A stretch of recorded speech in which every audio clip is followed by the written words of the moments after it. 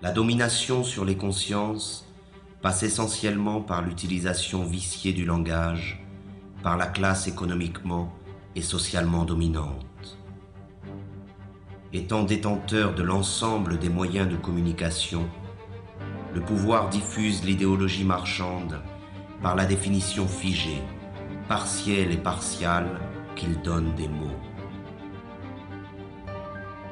Les mots sont présentés comme neutres et leur définition comme allant de soi.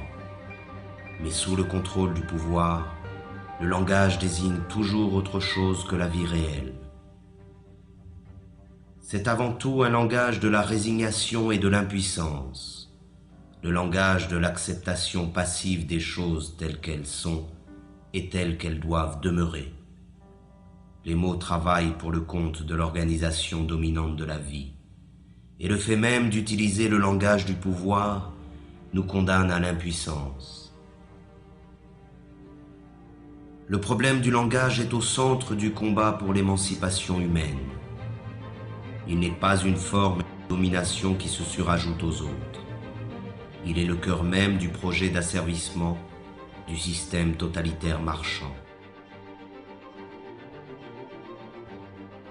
C'est par la réappropriation du langage, et donc de la communication réelle entre les personnes, que la possibilité d'un changement radical émerge de nouveau. C'est en cela que le projet révolutionnaire rejoint le projet poétique. Dans l'effervescence populaire, la parole est prise et réinventée par des groupes étendus. La spontanéité créatrice s'empare de chacun et nous rassemble tous.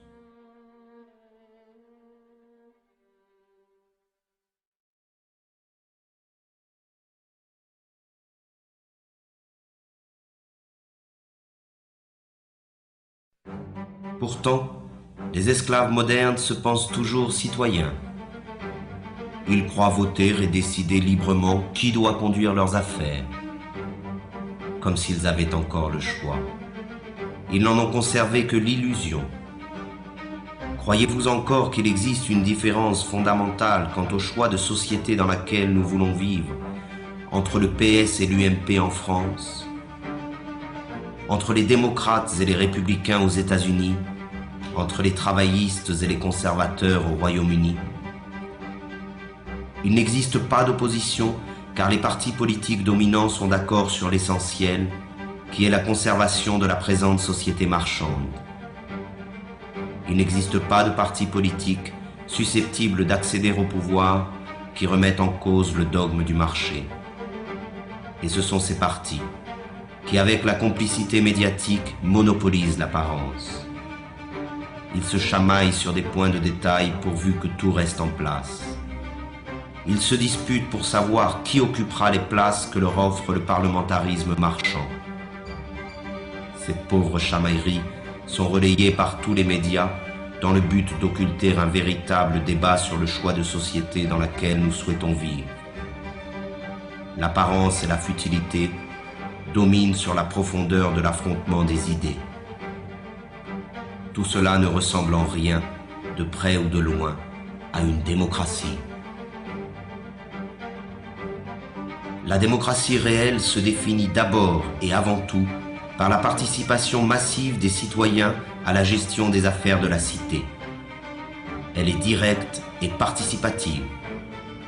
Elle trouve son expression la plus authentique dans l'Assemblée populaire et le dialogue permanent sur l'organisation de la vie en commun. La forme représentative et parlementaire, qui usurpe le nom de démocratie, limite le pouvoir des citoyens au simple droit de vote, c'est-à-dire au néant, tant il est vrai que le choix entre gris clair et gris foncé n'est pas un choix véritable. Les sièges parlementaires sont occupés dans leur immense majorité par la classe économiquement dominante, qu'elle soit de droite ou de la prétendue gauche social-démocrate. Le pouvoir n'est pas à conquérir, il est à détruire. Il est tyrannique par nature, qu'il soit exercé par un roi, un dictateur ou un président élu. La seule différence dans le cas de la démocratie parlementaire c'est que les esclaves ont l'illusion de choisir eux-mêmes le maître qu'ils devront servir. Le vote a fait d'eux les complices de la tyrannie qui les opprime.